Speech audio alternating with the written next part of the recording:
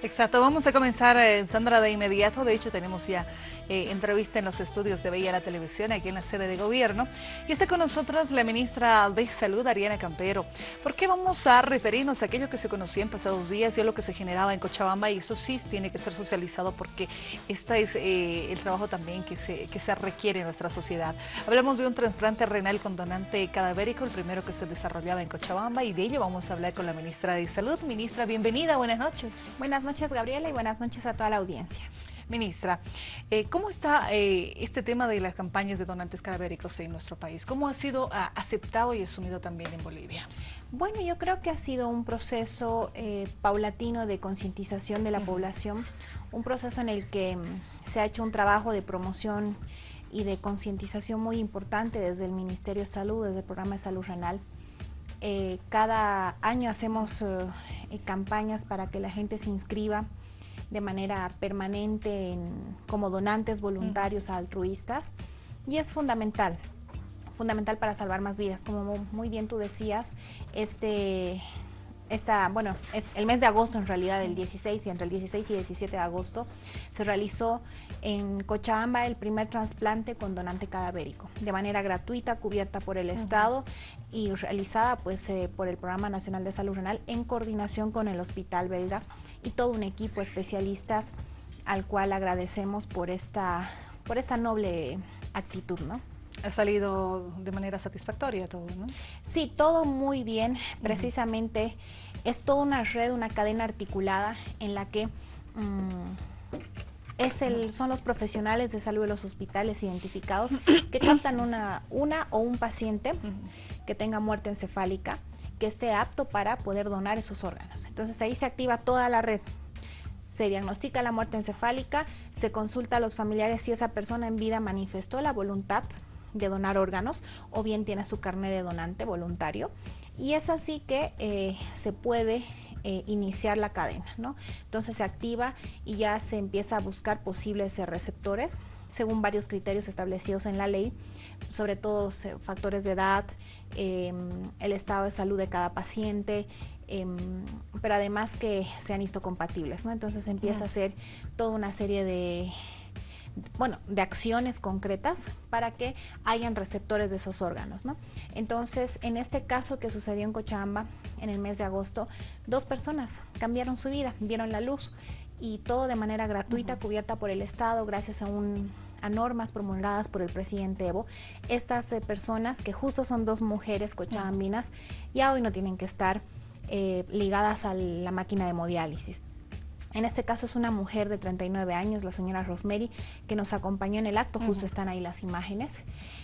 Rosemary es una paciente que estuvo más de 3 años y medio recibiendo hemodiálisis en el hospital, periódicamente, casi todas las semanas iba al hospital, y su testimonio de vida es muy lindo, ¿no? Y en el otro caso es una niña de 5 años, una menor de edad, que para esa fecha aún estaba internada, pero que está estable hasta el momento, ¿no? Entonces, gracias a la paciente, yo agradezco a la familia porque respetó la decisión en vida de esa paciente que lamentablemente tuvo una muerte encefálica, pero hoy gracias a ella 2 personas están con la familia, tranquilos, ya no están ligados a las máquinas de hemodiálisis, y creo que es una acción muy noble altruista. Y todas las personas que en vida decidieron ser donantes voluntarios y hoy han dado la posibilidad a 13 personas, porque son 13 trasplantes que se han realizado cadavéricos, están con la familia, felices, tranquilos, y creo que esto hay que seguir estimulándolo, motivándolo en la población. Nos hace más nobles el donar, y además hoy todo es gratuito, todo lo cubre el Estado. Valga aclarar que en todo el tiempo de la gratuidad que se estableció gracias a la gestión del presidente Evo, son 165 trasplantes que hemos realizado en Bolivia de manera gratuita, cubierto por el Estado. De los 165, 152 son con donante vivo. Eso quiere decir que son los familiares cercanos de primer grado, sobre todo hermanos, hermanas, madres, padres y o cónyuges. Con mayor frecuencia son los donantes que donan al paciente enfermo renal, que cumpla todas las condiciones y criterios médicos para la donación y para ser el receptor. Y en el caso de los 13 cadavéricos, La mayoría se realizó acá en La Paz, el primero fue en La Paz, después en Santa Cruz y ahora el primero se realizó en Cochabamba. Que es importante también aclarar en Cochabamba que a pesar que tiene menos población que La Paz y Santa Cruz, es el departamento con más casos de enfermos renales. Muy vinculado también a los hábitos alimenticios, muy vinculado también a varios factores patológicos, sobre todo la diabetes mellitus no controlada, que es la primera enfermedad causante de la enfermedad renal. Ministra, le iba a preguntar precisamente este último dato que nos da. ¿Cómo estamos en el caso de los pacientes, ¿no?, que tienen este problema renal? ¿Cómo está nuestro estado? ¿Cuánto también está invirtiendo en los mismos equipos, en la atención? Porque ellos necesitan, ¿no?, un procedimiento constante y permanente, por lo menos la atención de la diálisis, por ejemplo. Bueno, en este caso decimos que en los casi 4 años que tenemos de programa de salud renal cubierto gratuitamente por el Estado, se ha invertido más de 163 millones de bolivianos. En cuanto corresponde la compra de equipos de hemodiálisis, corresponde el mismo tratamiento de hemodiálisis. El Ministerio de Salud coadyuva con varios municipios y gobernaciones en la compra de 5 medicamentos que son de alto costo para los tratamientos, para la hemodiálisis en sí. Pero además recordar, ¿no?, que el Estado recibió el 2006 el proceso de cambio, el presidente Evo, nuestra gestión, recibió el 2006 al subsector público de salud con solo 5 máquinas de hemodiálisis. Estas 5 máquinas de hemodiálisis estaban en las capitales, en los hospitales públicos de las capitales de La Paz, Cochabamba y Santa Cruz. Hoy, gracias a las gestiones del Gobierno Nacional, contamos con más de 227 equipos de hemodiálisis distribuidas en 22 unidades. Estas 22 unidades de hemodiálisis, la mayoría tiene entre 5 máquinas, entre 3 a 5 máquinas, las más grandes tienen 15 a 8. Están distribuidas no solo en ciudades capitales de todos los 9 departamentos, sino incluso en ciudades intermedias. Por ejemplo, Montero, por ejemplo, tenemos una que es pequeña, pero que da la atención en San José de Chiquitos. Y bueno, así estamos en Yapacaní, en Villa Tunari, tenemos unidades, etcétera. Y dan abasto a estas necesidades, ¿no?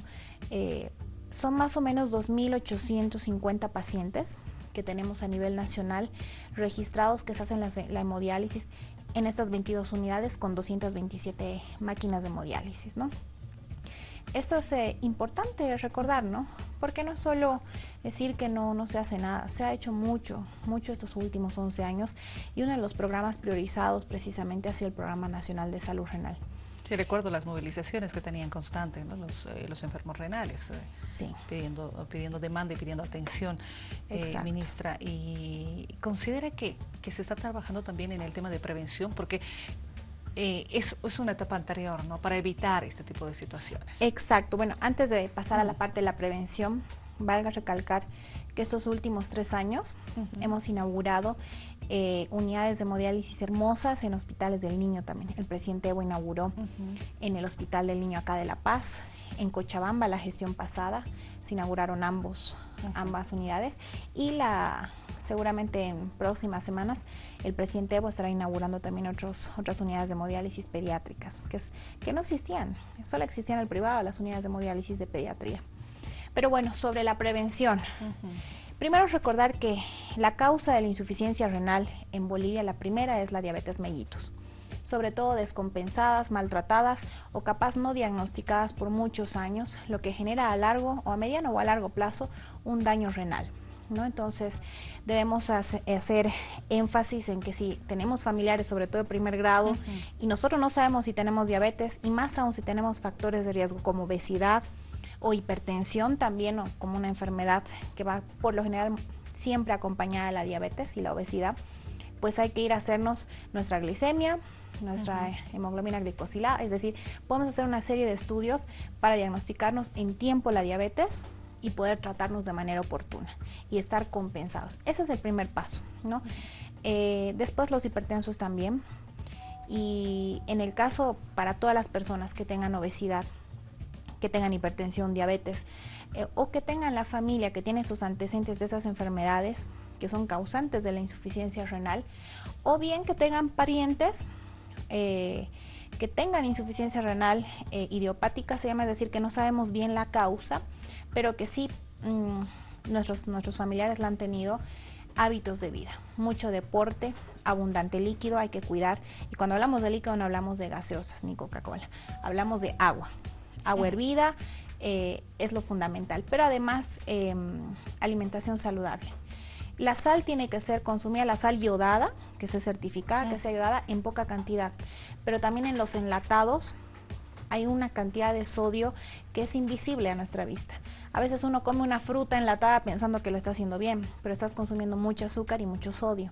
Entonces eso no es bueno para los riñones y más aún para una persona hipertensa, ¿no? Entonces hay una serie de cuidados que debemos tener con la alimentación, mucha verdura, mucha fruta, es fundamental, y mucho ejercicio, ¿no?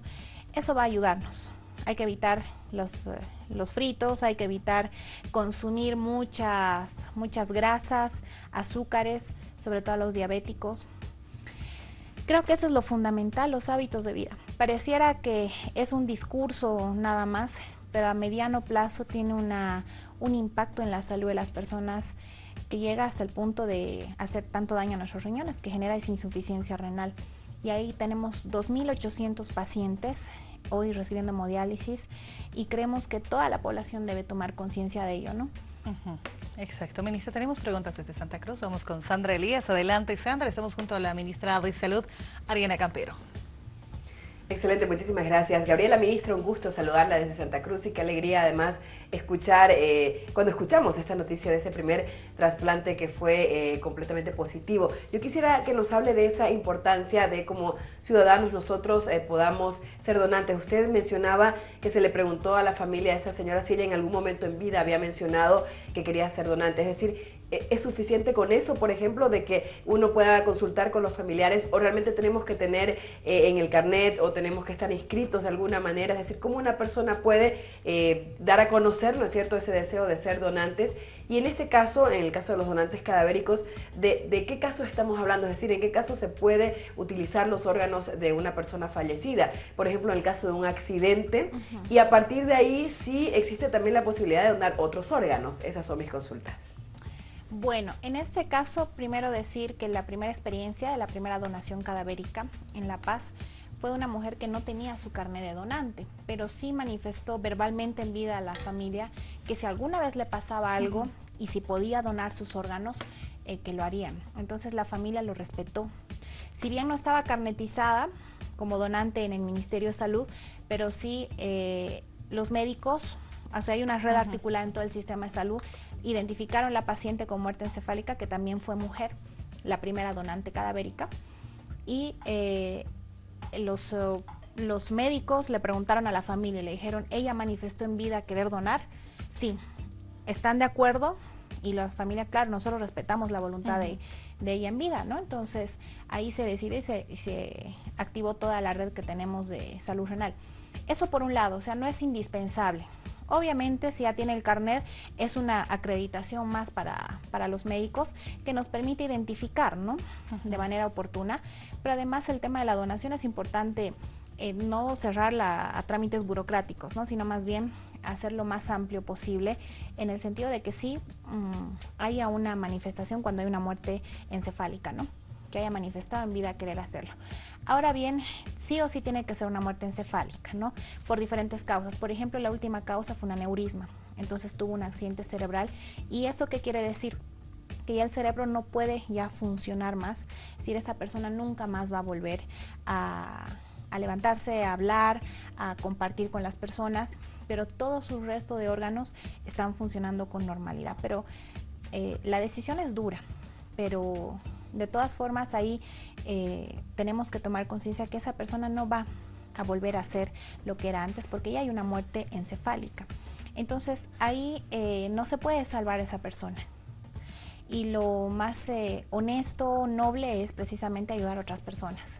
Entonces ahí hay varios órganos que se pueden donar, por ejemplo, los riñones, las células madre, el hígado, etcétera. Y en este caso es importante decir que por el momento el gobierno nacional da cobertura gratuita en un 100% para los que necesiten el trasplante renal. Ahora estamos en proyectos muy lindos, nos estamos acompañando en unos convenios con Argentina, con un instituto argentino de trasplante de órganos que tiene bancos de órganos para poder impulsar en una segunda etapa el trasplante hepático. de hígado. Estamos avanzando en ello y hay que articular una serie de factores en las redes de salud, en los hospitales, para tener las condiciones necesarias de realizar estos trasplantes, ¿no? Pero bueno, se puede hacer una serie de actividades y estamos avanzando en ello, ¿no?